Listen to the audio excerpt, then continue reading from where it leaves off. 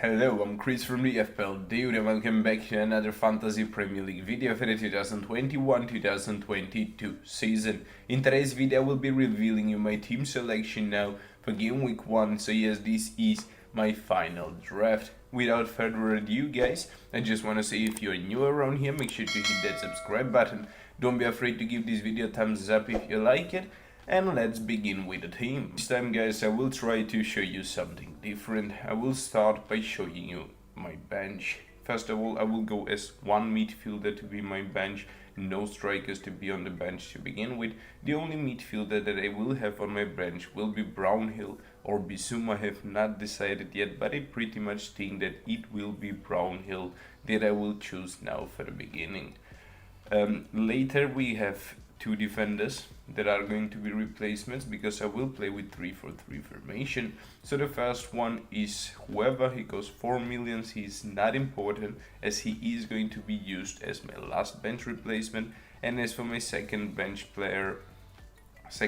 defender, I have Tim Mikis from Liverpool. He costs 4 million. I believe that he might just be the cheapest starting defender and the cheapest starting player in the whole Premier League. This is the main reason I went for him. I tend to use early wildcard, so with early wildcard I could potentially transfer him out now if Robertson is to make a comeback.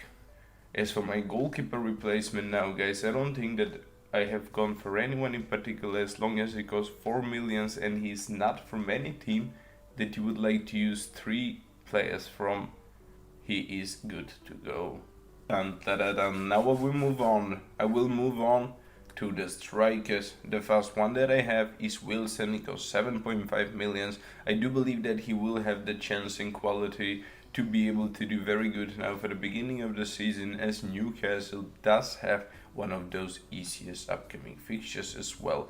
The next one striker I have here is Antonio. He costs 7.5 million himself as well. I think that he is a fantastic striker that could potentially score no matter the opposition. The only downside with Antonio, as I've said so many times before, is that he is not always fit. But right now, for the beginning of the season, he does seem to be fit and ready to do good. My last striker that I chose to go for, it is going to be Ings. He costs 8 million.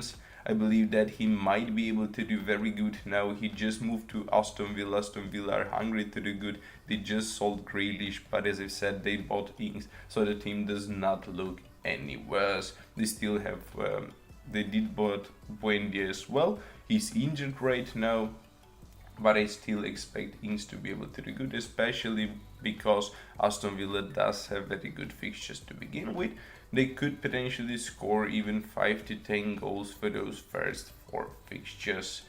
To move on now, I will move on to the midfielders. So I will start with my cheapest one. The cheapest one I have is Rafinha. He costs 6.5 million. He's a player that I don't feel that comfortable going for. I just go for him because of his price and mainly because he is a fantastic player himself. The only downside with going for players like Rafinha is the problem that if Leeds does not manage to get himself involved in many goals, then Rafinha will miss out because they do have so many attacking minded targets that could potentially score that goal in the game. The next midfielder that I have here on my list now is Barnes. I believe that he did have a fantastic season, played around 2,000 minutes last year. Unfortunately, he got injured, so he missed out on around 1,100 minutes. That's around 33-35% or something similar. I believe that he should be fit and ready to be playing this season. I don't see him losing out his place. I could potentially see Nacho or Tielemans being rotated, but I just don't see Barnes being rotated. I think that Barnes is going to be the player that is going to be a guaranteed starter for this Leicester team.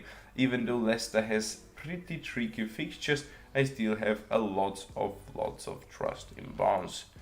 My next midfielder that I have here on my list, it is going to be Salah. I believe that he is my most elite midfielder and he is the most essential player I believe everybody should have in their team. Now, if you do not want to go for Salah, then Mane is definitely a must-have. Me, myself, I am a Salah lover. I just want to go for Salah. I think that Salah is going to be able to outperform Mane, as he's on penalties as well, guys. So if they do have pretty similar potential, if a penalty opportunity comes, then it will actually be Salah to take it and score you those 4 points. So yes, Salah does have very good captaincy potential, as well as Liverpool does have one of those easiest fixtures to begin with. As for my last midfielder now, I would choose to go for Fernandes, even though Fernandes did not have the best end of the season, even though he was completely a ghost, disappeared as a ghost now. In the Euro tournament, I still trust him. I still think that he is a quality player that is going to be able to do very good. Now, Manchester United will have the need to earn those 3 points, will have the need to win the games, will have the need to actually be able to push higher, to score a lot of goals. And this is where I think that Bruno Fernandes is going to be able to contribute a lot in those games that I don't intend to captain Salah, like game week 2 or 3 that was, I believe. Then I tend to actually captain Fernandes, so I can rotate the captaincy armband between these two without having any big headaches. Guys, I will move on to the defenders now. I do have 3 defenders to go for. The first one that I'm going to discuss now, it is Kufol. This West Ham defender did show quality last season. I would rather have Cresswell, guys. If you have that 0.5 millions, then you want Cresswell in your team as well, as Cresswell is far more attacking minded. Kufol did manage to score most of his attacking returns when Cresswell was injured last year, guys.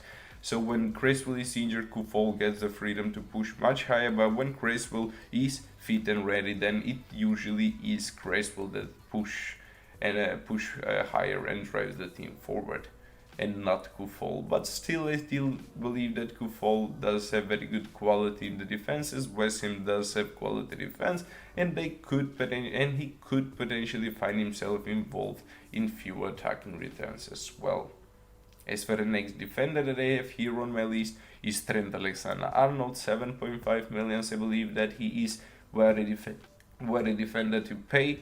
He is the most expensive defender in the game, but Liverpool are expected to get tons of clean sheet now for the beginning fixtures. Alexander-Arnold is very, very attacking minded fullback that likes to deliver tons and tons of balls into the box.